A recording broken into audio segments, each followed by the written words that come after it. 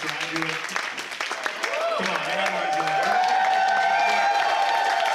Ladies and gentlemen, put your hands together for Larry Steinmetz, everybody.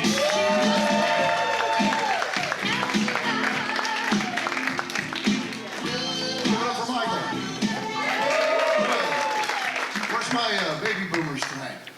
Where are you? There, I see you. Okay, all right. Why don't y'all try to speak up because there's no closed captions tonight. So. I'm Larry Steinmetz. I'm 69 years old, and I can't believe I'm doing this. I'll probably forget about half of it because of my dementia. Just kidding, I don't really have dementia. At least I don't think I do. I can't remember. I live with my fiance, Cendie. We've been together 9 years. Cendie is a very proud black woman. And it's my first relationship with a black woman, and it's been awesome. But it's also my most educational experience. Now, Cendie is a very impressive woman. She started a nonprofit called ACEs Matter. Yes. ACEs stands for Adverse Childhood Experiences. So Cendie's nonprofit helps adults recover from childhood trauma. Now, I didn't think I had any ACEs because I had a great childhood. But you know what? After the last 9 years, I've discovered that I too have ACEs. Adverse Cendie experiences. So, give you an example. I was very apprehensive going into this, my first interracial relationship. Starting with dancing. What am I going to do when she wants to go dancing, right? I mean, I'm big, I'm old, and I'm white. White guys can't dance, right? So, when I dance, you know, I look like Sasquatch on crack. It's not good. It's not good. Now, when I grew up, all white neighborhood. We had no black people at all. No. In fact, I was 28 years old before I saw my first Popeyes. And we thought Cracker Barrel was a 5-star restaurant. So, and what really can get to you is, I was very nervous about our first romantic encounter, you know. So I thought, well, what I'll do is I'm not going to let Cendie see my fear. I was terrified, right? So I'm going to be assertive. I'm going to go to a signature move. I'm going to walk up to her, put my hand behind her head, and I gripped her hair. Big mistake. How am I supposed to know she's wearing a wig? I mean, that wig came off faster than a magician pulling a tabletop. So, I'm standing there with a handful of hair. Cendie's not happy, and she's hairless. So, it kind of reminded me of the name of that TV show, Naked and Afraid.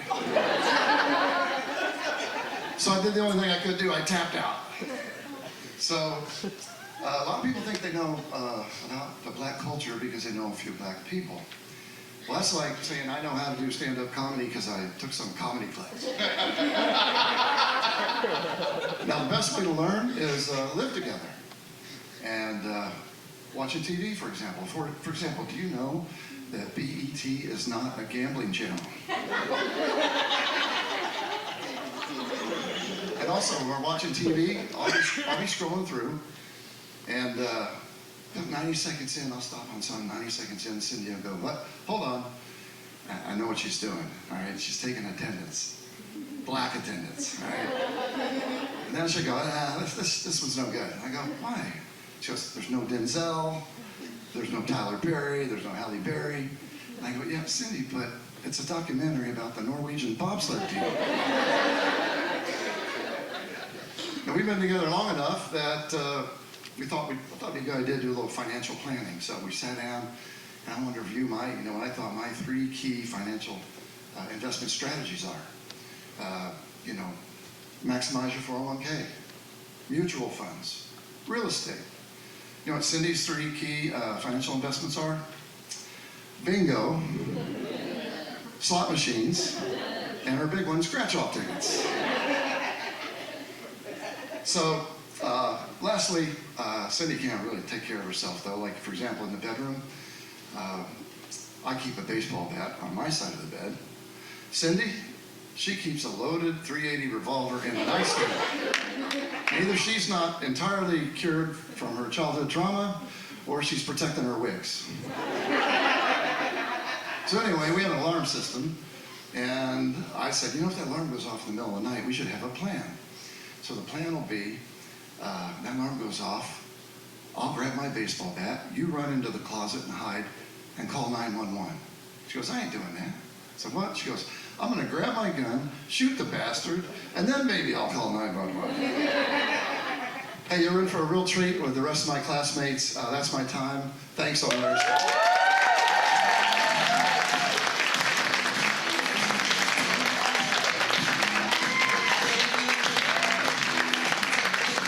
Keep it going for Larry, everybody. Very strong start already.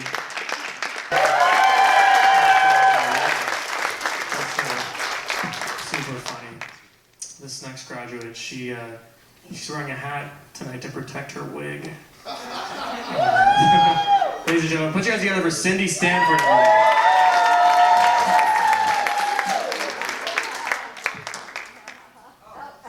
Yeah, when I said your name. Cendie Stanford, everybody. I gotta get through this first joke, okay? Hi, y'all. Everybody talking about childhood. So speaking of childhood, like even preparing for this, I was getting all worked up, walking through downtown. And even downtown brought back childhood memories of my alcoholic Uncle Leroy pissing on the carpet. That smell. Were my people still recovering from their childhood? Make some noise. Most of those people are from Aces Matter. Thank y'all for coming out tonight.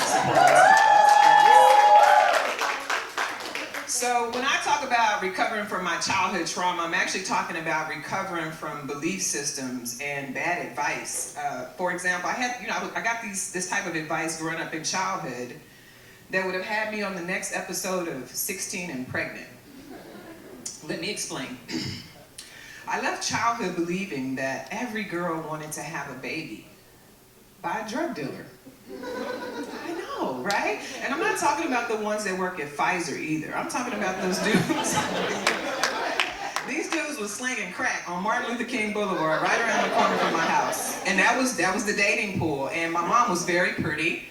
All the drug dealers wanted to be her man, so she gave me a lot of good advice, okay? She said, if you pick one, make sure for them to be loyal, you want to pick the ugly ones.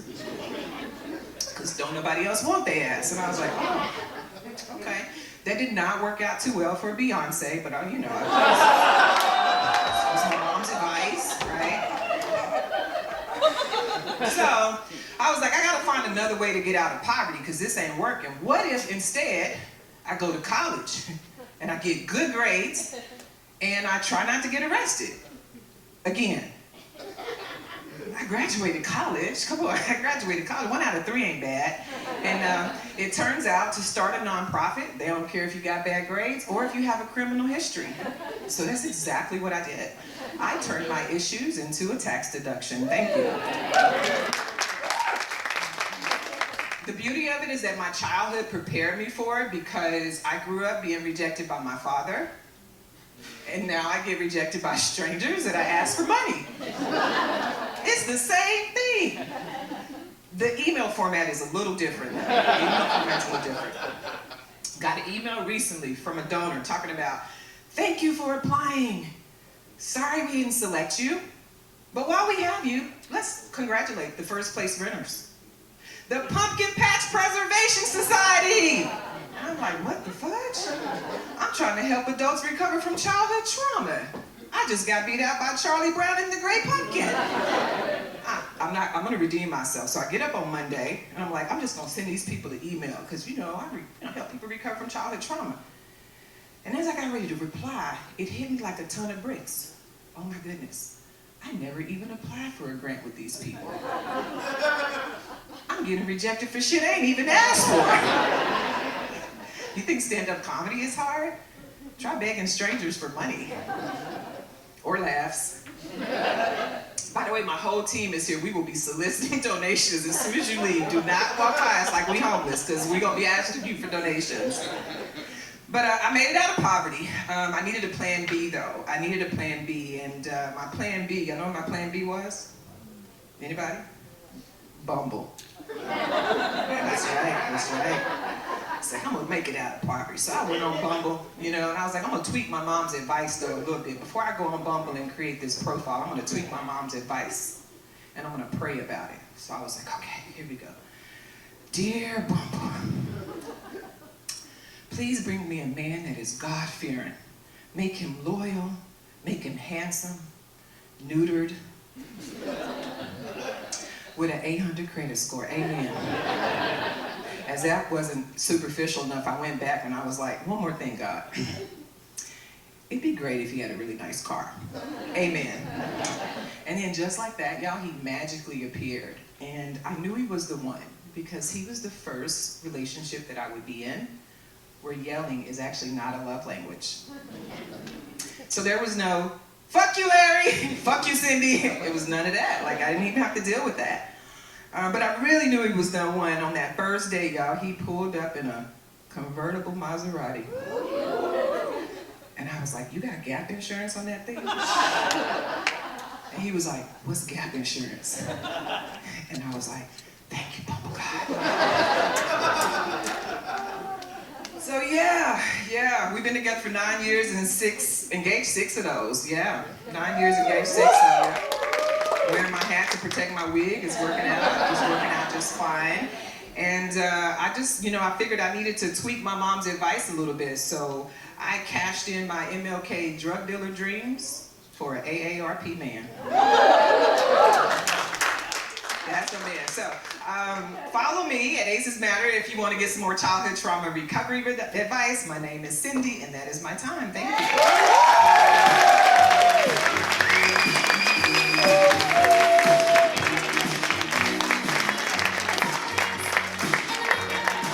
Give it up for Cendie, everybody.